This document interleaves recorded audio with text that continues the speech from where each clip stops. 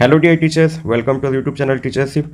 आज हम लोग करने वाले हैं अधिगम से संबंधित जितने भी थ्योरीज आते हैं, चाहे वो मैस्लो का हो, थॉर्नडाइक का हो, पावलोव का हो, कोहलर का हो, उनसे रिलेटेड, या फिर अधिगम का स्थानांतरण कैसे होता है, उनके क्या क्या वक्र होते हैं, वो सभी के बारे में देखेंगे।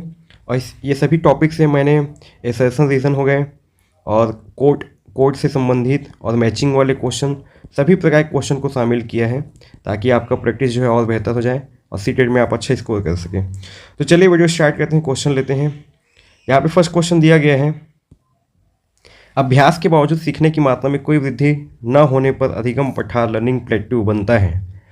तो यह ठहराव अक्सर थकान, रुचि की कमी या गलत शिक्षण विधियों जैसे कारकों के कारण होता है। तो ये असर्शन रीजन टाइप के क्वेश्चन है, कथन और अभिकारण से संबंधित क्वेश्चन है।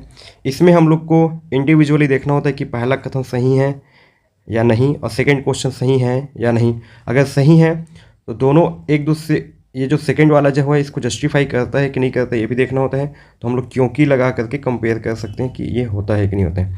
तो सबसे पहले हम लोग पहला वाला देखते हैं।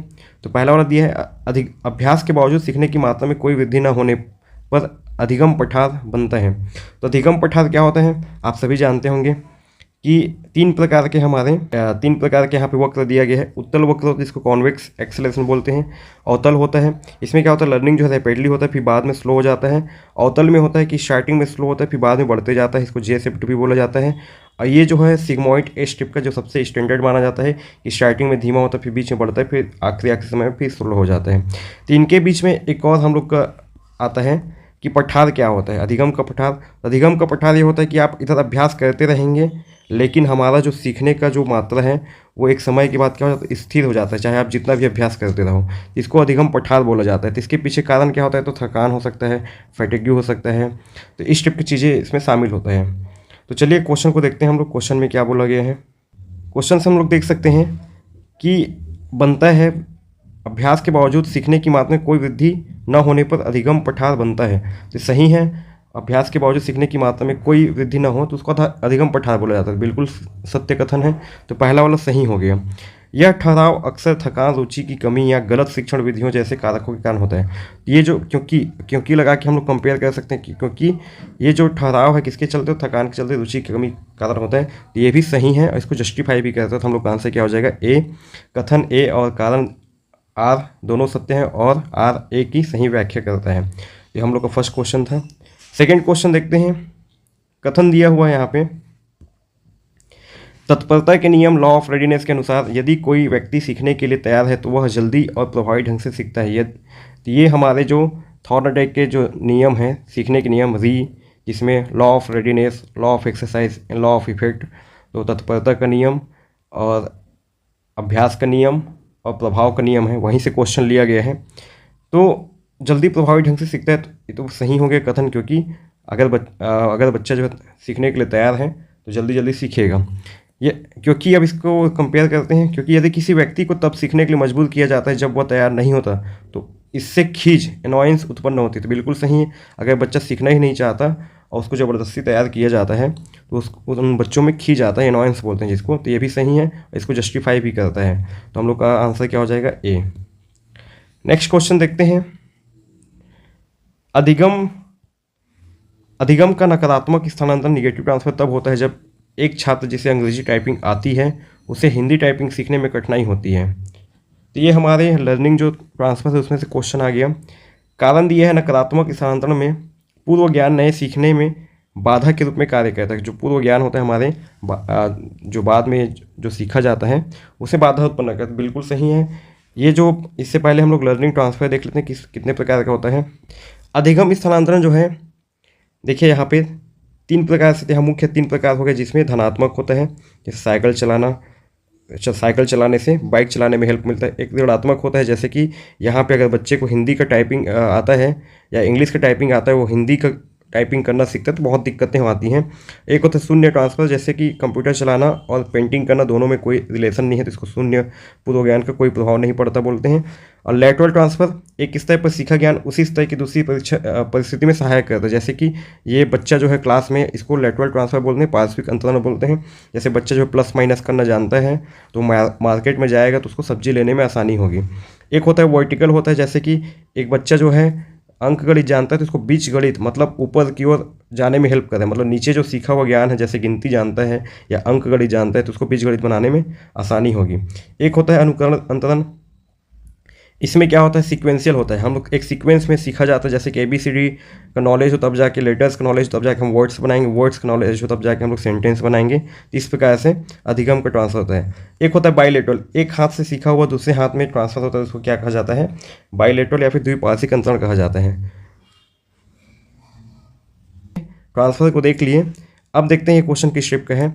अधिगम का नकारात्मक जो दिया गया है, तो यहाँ पे हिंदी का टाइपिंग कर रहा है बच्चा, अंग्रेजी का टाइपिंग सीखने के बाद तो दिक्कत होगा ही, क्योंकि नकारात्मक स्थानांतरण में क्या होता है पूर्व ज्ञान नए सीखने में बाधा के रूप में कार्य करता है, तो बाधा के रूप में बिल्कुल कार्य करता है। तो ये भी सही है, ये भी सही है, और इसको जस्टिफाई भी करता है, तो आंसर क्या हो जाएगा ए हो जाएगा। नेक्स्ट क्वेश्चन देखते हैं। करके सीखना लर्निंग बाय डूइंग विधि को अस्थायी और अप्रभावी माना जाता है। इसका रीज़न दिया गया है स्वयं द्वारा किया गया कार्य तेजी से सीखा जाता है और अधिक स्थायी रूप से धारण किया जाता है।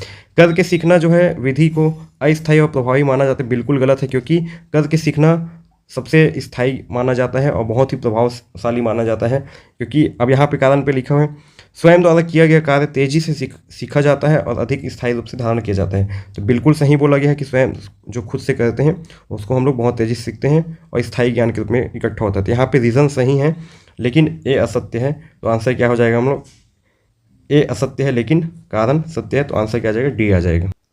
फिफ्थ क्वेश्चन देखते हैं।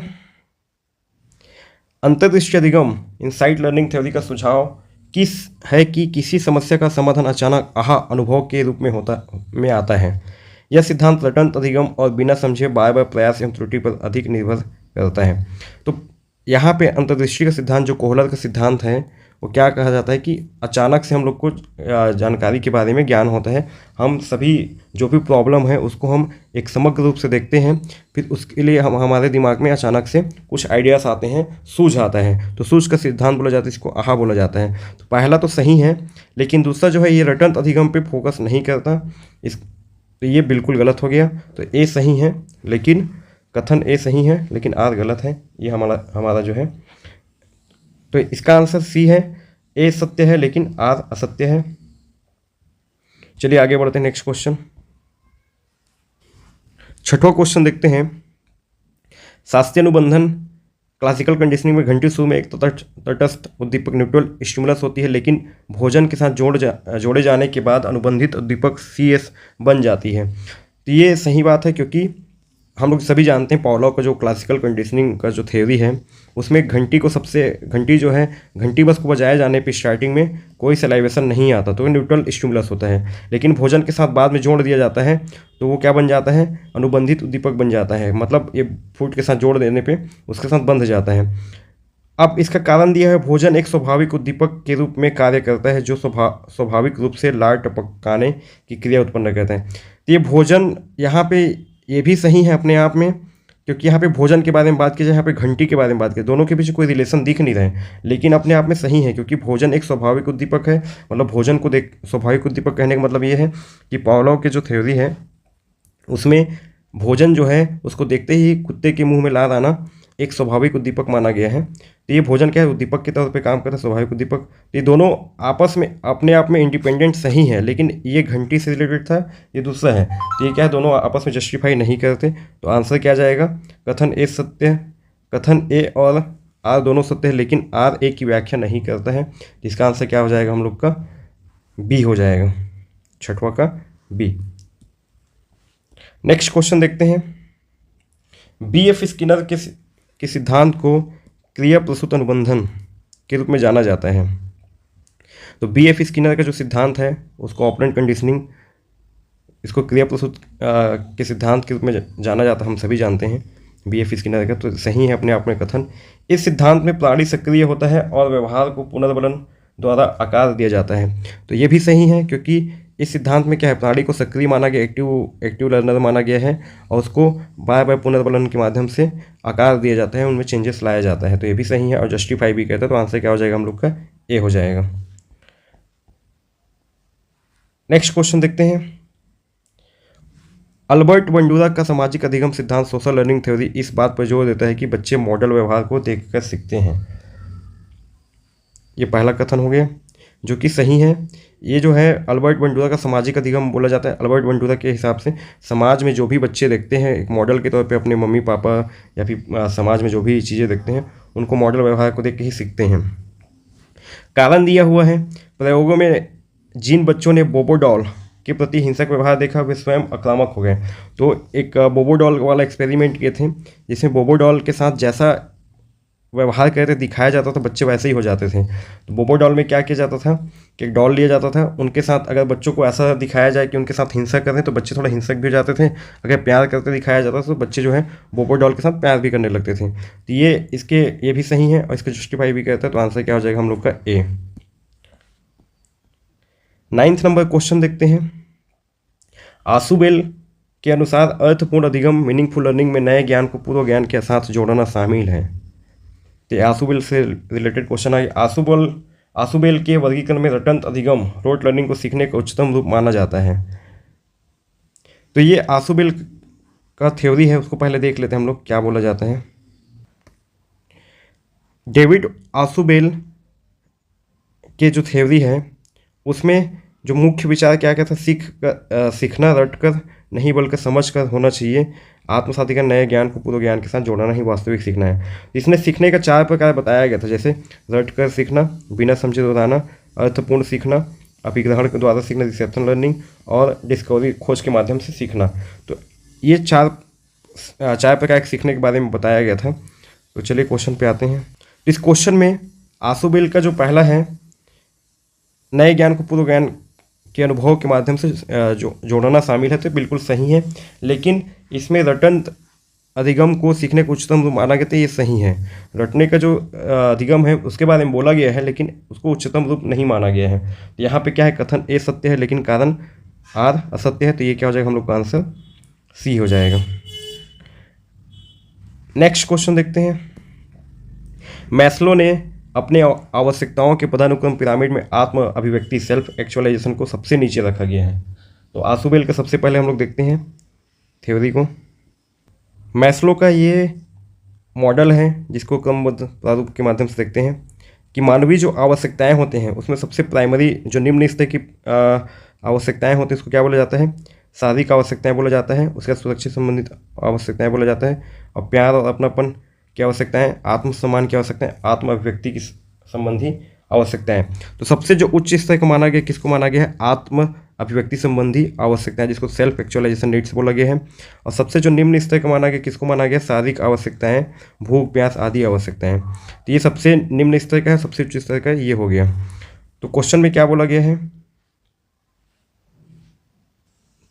क्वेश्चन में बोला गया है मैस्लो ने अपने आवश्यकताओं के पदानुक्रम पिरामिड में आत्म अभिव्यक्ति को सबसे नीचे रखा। तो सबसे नीचे नहीं है, सबसे ऊपर है। तो हम लोग का कथन क्या हो गया, गलत हो गया। कारण दिया है उच्च आवश्यकताओं से पहले शारीरिक आवश्यकताओं जैसे भूख और प्यास को पूरा किया जाना चाहिए। तो ये सही है अपने आप में, क्योंकि उच्च आवश्यकता से पहले हमको क्या है, जो शारीरिक आवश्यकताएं जैसे भूख लगना प्यास लगना इसको पूरा किया जाना चाहिए। तो आर सही है लेकिन ए असत्य है। तो आंसर कर जाएगा हम लोग का डी हो जाएगा। चलिए अब सेकंड पार्ट स्टार्ट करते हैं। इसमें मैंने कोड से रिलेटेड और मैचिंग टाइप के क्वेश्चन जैसे आजकल बहुत पूछा जाता है, चाहे सी-टेट हो चाहे किसी भी अन्य टेट हो, सभी में पूछा जाता है, ऐसे क्वेश्चन को शामिल किया है। तो जैसे ऐसे क्वेश्चन को हम लोग इस तरीके से कर सकते हैं, जो हमें कन्फर्म है उसको देखिए। जैसे कि मान लो थॉर्नडाइक, हमको पता है कि थॉर्नडाइक ने किसका यूज़ किया था, बिल्ली का। तो फर्स्ट का सी, अब फर्स्ट का सी देखोगे तो ए में है और डी में है। अब आगे और देख लेते हैं एक ऑप्शन। तो ऐसे हम लोग 1-2 ऑप्शन ही पढ़ेंगे तो हमको क्या मिल जाएगा, आंसर मिल जाएगा। पावला का क्या है, कुत्ता है। तो पावला का क्या कुत्ता हो गया, तो कितना हो गया, डी में कुत्ता दिया गया है, तो ये डी हो गया। तो सी और डी देखेंगे तो सी और डी 2 ऑप्शन ही पढ़े हम लोग, पहले ही ऑप्शन में मिल गया। तो हम लोग का आंसर क्या हो गया, फर्स्ट ही सही हो गया। बाकी देखेंगे जैसे स्किनर का है तो बी है, चूहा का किया, कोहलर किसका किया है, तो चिंपांजी का किया है, तो ए। तो सी डी बी ए हम लोग का आंसर आ गया। नेक्स्ट क्वेश्चन देखते हैं। रॉबर्ट गैने के अधिगम सोपानिक हायरार्की ऑफ लर्निंग को सरल से जटिल के क्रम में व्यवस्थित करें। तो रॉबर्ट गैने ने जो अपना अधिगम सोपानिकी दिया था उसको हम लोग को सरल से जटिल की ओर क्रम में व्यवस्थित करना है। तो सबसे पहले देख लेते हैं कि रॉबर्ट गैने ने अधिगम जो सोपानिक है उसको कैसे व्यवस्थित करके रखा है। ये हम लोग का रॉबर्ट गैने का सोपानिकी अधिगम अधिगम का सोपानिकी है, जिसमें सबसे जो नीचे जो दिया गया है संकेत के माध्यम से सीखना को सबसे नीचे रखा है, और सबसे ऊपर किसको रखा है, समस्या समाधान को सीखना, समस्या समाधान से सीखना, इसको सबसे ऊपर माना गया है, रखा गया है। सेकेंड नंबर पे है उद्दीपक अनुक्रिया अधिगम, फिर श्रृंखला अधिगम, फिर शाब्दिक साहचर्य अधिगम, फिर डिस्क्रिमिनेशन लर्निंग, फिर संप्रत्यय लर्निंग, फिर यहाँ पे सिद्धांत अधिगम दिया गया है। तो समस्या समाधान सबसे ऊपर होगा और सबसे नीचे कौन होगा, संकेत होगा। हमको दो भी पता रहेगा तो क्वेश्चंस बन सकते हैं। तो चलिए अब क्वेश्चन को करके देखते हैं।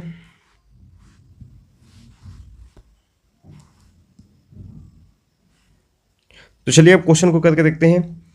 जैसे यहाँ पे दिया गया है, पांचों को दे दिया गया है, 5 यहाँ पे दिया गया है। अब हमको पता है कि समस्या समाधान जो सबसे ऊपर का है, तो समस्या समाधान को देखेंगे, थर्ड 2 ऑप्शन में है, ए और बी हो सकता है। और सबसे जो नीचे होता है संकेत के माध्यम से सीखना, तो संकेत के माध्यम से सीखना फर्स्ट नंबर पे होना चाहिए। तो 2 जो है एक ही में दिया है, तो ये देखिए 2 ऑप्शन पढ़ते ही हम लोग का क्वेश्चन बन गया। तो आंसर क्या हो जाएगा, ए।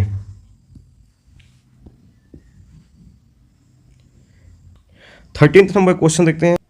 शिक्षण विधि का उसके प्रतिपादक से मिलान करें। जो शिक्षण विधि दिया गया है उसके प्रतिपादक से हमें मिलान करना है। तो देखते हैं किंडरगार्टन का कौन है, तो किंडरगार्टन का जैसे हमको पता है फ्रोबेल है, तो फर्स्ट का क्या आ जाएगा, सी आ जाएगा। प्रोजेक्ट विधि का हमको पता है कि विलियम किलपैट्रिक है, तो सेकंड का क्या हो गया, बी हो गया, सी बी। तो सी बी जो है पहले ही ऑप्शन में मिल गया। डॉल्टन विधि का कौन है, तो इसका जो है हेलेन पार्कहर्स्ट है, तो ए आ जाएगा। और ह्यूरिस्टिक मेथड जिसको खोज विधि बोला जाता है, इसका कौन है, आर्मस्ट्रांग है, तो ये डी इसका आ जाएगा। तो सी बी ए डी, तो किसमें हम लोग का ऑप्शन नंबर ए में। 14th नंबर क्वेश्चन देखते हैं। बंडूरा के अवलोकन अधिगम, ऑब्जर्वेशनल लर्निंग के चरणों का सही क्रम पहचानना है। आप सभी को पता होगा कि सबसे पहले कौन आता है, ध्यान आता है। तो हम लोग का सीक्वेंस क्या होगा, 2 होगा। उसके बाद क्या होता है हम लोग का स्मरण, मेमोरी के बारे में बात किया कि मेमोरी 1 हो गया। फिर उसके बाद किसके बारे में बात किया है, 4 पुनः प्रस्तुतिकरण, और तीसरा लास्ट में क्या आता है, पुनर्बलन। ये सीक्वेंस है 2 1 4 3। तो कौन किसमें हम लोग का ऑप्शन नंबर ए पे है। सिद्धांत के लेखक पुस्तक से मिलान करें। अब सिद्धांत जो दिया गया है उसके लेखक के साथ मिलान करना है। तो पहला दिया the conditions of learning. Conditions of learning के बारे में किसने बोला है, तो ये बोला है रॉबर्ट गैने ने। तो फर्स्ट का क्या आ गया, बी आ गया। सेकंड है principle of behaviour. Principle of behaviour के बारे में किसने बोला है, तो ये बोला है क्लार्क हल, तो ए आ गया। पर्पजीव बिहेवियर इन एनिमल्स, पर्पजीव बिहेवियर के बारे में किसने बोला गया, एडवर्ड टॉलमैन। तो हम लोग का क्या आ जाएगा, इसका सी आ जाएगा। पाचन तंत्र के शोध, तो ये कौन किया, पावलोव किए हैं, तो पावलोव का डी आ जाएगा। तो बी ए सी डी, तो कौन से सीक्वेंस में है, ए में है। तो हम लोग कहाँ से क्या हो जाएगा, ए हो जाएगा।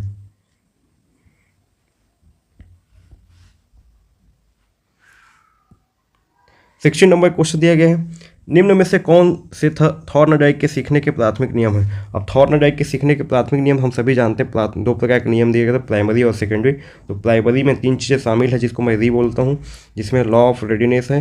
रेडीनेस मतलब कहने का मतलब है कि तत्परता का नियम। और दूसरा क्या है, दूसरा है लॉ ऑफ एक्सरसाइज। एक्सरसाइज कहने का मतलब है अभ्यास का नियम, तो अभ्यास हो गया। और तीसरा क्या है, इफेक्टिवनेस, लॉ ऑफ इफेक्टिवनेस या प्रभाव का नियम। तो हम लोग का क्या हो जाएगा, प्रभाव। अब इसमें से कौन सा नहीं है बोला गया है, तो प्रभाव, पहला तत्परता का नियम ये भी है, अभ्यास का नियम भी है, और चौथा क्या है, प्रभाव का नियम भी है। सेकंड वाला नहीं है। तो 1 3 4, तो 1 3 4 कौन सा ऑप्शन में है, बी। तो बी हम लोग का आंसर हो जाएगा। 17th नंबर क्वेश्चन देखते हैं। अधिगम स्थानांतरण के प्रकार का सही उदाहरण से मिलान करें। यहाँ पे लर्निंग जो ट्रांसफर है उसको सही से मिलान करना है। सबसे पहला जो दिया है लेटरल ट्रांसफर, जिसको पार्श्वी अंतरण बोला जाता है, जो साइड में होगा। जैसे कक्षा में, जैसे कि इसका किससे मिलान कर सकते हैं, कक्षा में जोड़ सीखना बाजार में मदद करता है। तो पहला का क्या हो जाएगा, ए हो जाएगा। अगर बच्चा जोड़ सीख गया है तो बाजार में जाके वो उस चीज़ को अप्लाई कर सकता है। दूसरा है अनुलंब। अनुलंब मतलब वर्टिकल होता है। वर्टिकल में क्या होता है कि जो हम लोग पहले जो सीखे रहते हैं वो आगे चल के काम आता है। जैसे कि यहाँ पे दिया गया अंक गणित, बीज गणित सीखने में मदद करता है। तो सेकंड का क्या हो जाएगा, सी हो जाएगा। द्विपार्श्विक मतलब एक चीज़ सीखा हुआ दूसरे हाथ में, दाएं हाथ का कौशल बाएं हाथ में स्थानांतरित होना, तो क्या कहलाएगा, ये बी हो जाएगा। बाइलेटरल ट्रांसफर 0 हो गया, जिसमें कोई प्रभाव, जैसे इतिहास के ज्ञान का ड्राइविंग पर कोई प्रभाव नहीं पड़ता, तो ये डी हो जाएगा। तो ए सी बी डी, तो ए सी बी डी किस में दिया गया है, फर्स्ट ऑप्शन में दिया गया है। तो हम लोग का आंसर क्या हो जाएगा, ए। क्लार्क हल के सिद्धांत के लिए सही सूत्र है, क्लार्क हल का एक सिद्धांत का सूत्र दिया गया है जिसको क्या बोला जाता है, B equal to D H. B किसके बराबर होता है, डी मल्टीप्लाई एच के, मतलब जो बिहेवियर है, व्यवहार है, किसके बराबर होता है, हम लोग का जो ड्राइव है, ड्राइव मतलब चालक हो गए, चालक और किसका, आदत के, हैबिट, एच मतलब हैबिट, इन दोनों के गुणनफल के बराबर होता है, ऐसा बोला गया है। तो हम लोग का आंसर क्या हो जाएगा, बी। 19 नंबर क्वेश्चन देखते हैं, इनसाइड लर्निंग की विशेषताएं कौन सी हैं। इनसाइड लर्निंग जो है अंतर्दृष्टि, उसकी विशेषताएं क्या क्या है, तो अचानक समाधान, ये बिल्कुल सही है।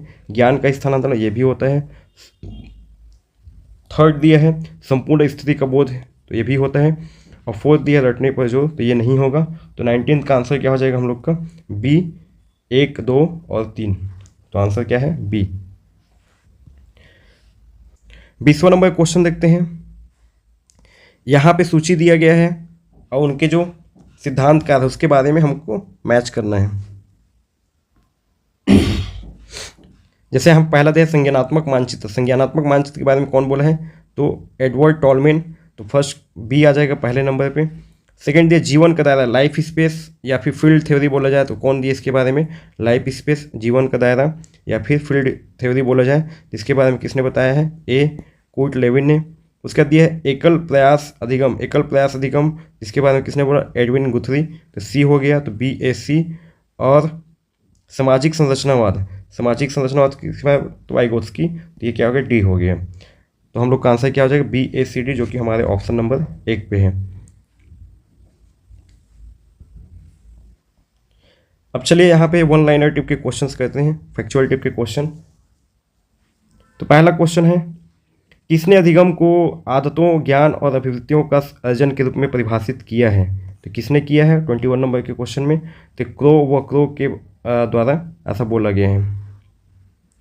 अगला देखते हैं 22वां नंबर क्वेश्चन, क्रोनबैक के अनुसार अधिगम किसके परिणाम स्वरूप व्यवहार में परिवर्तन द्वारा प्रदर्शित होता है। ये स्टेटमेंट के क्वेश्चन है, इसको हम लोग को याद करना पड़ता है। तो ये अनुभव के बारे में बोलते हैं क्रोनबैक। नेक्स्ट क्वेश्चन देखते हैं, सीखने का प्रयास एवं त्रुटि सिद्धांत, ट्रायल एंड एरर थ्योरी किसके द्वारा दिया गया, तो हमको सभी पता है कि थॉर्नडाइक के बारे में दिया गया, बहुत ईजी क्वेश्चन है। नेक्स्ट क्वेश्चन देखते हैं, अधिगम वक्र में उन्नतोदर वक्र कॉन्वेक्स कर्व क्या दर्शाता है। उन्नतोदर होता है, कैसे बनता है ये, जो हम लोग का अधिगम वक्र है इस टाइप से बनता है। तो क्या दर्शाता है कि स्टार्टिंग में जो हम लोग का स्पीड होगा लर्निंग का ज़्यादा होगा, बाद में क्या हो जाएगा, आगे चल के स्लो हो जाएगा। तो शुरू में तेज गति से फिर धीमी, तो हम लोग का आंसर क्या हो जाएगा, स्टार्टिंग में तेज गति से बाद में धीमी हो जाएगा। तो हम लोग का आंसर क्या हो जाएगा, बी। 25 नंबर क्वेश्चन देखते हैं, किस मनोवैज्ञान को पाचन तंत्र पर शोध के लिए 1904 में नोबेल पुरस्कार से सम्मानित किया गया। तो इसका आंसर होगा इवान पावलो, 25 नंबर का, क्योंकि जो इवान पावलो थे किसके ऊपर एक्सपेरिमेंट किए थे, कुत्ता के ऊपर किए थे, जो कि पाचन तंत्र से रिलेटेड था, इसके लिए उनको नोबेल पुरस्कार भी मिला था।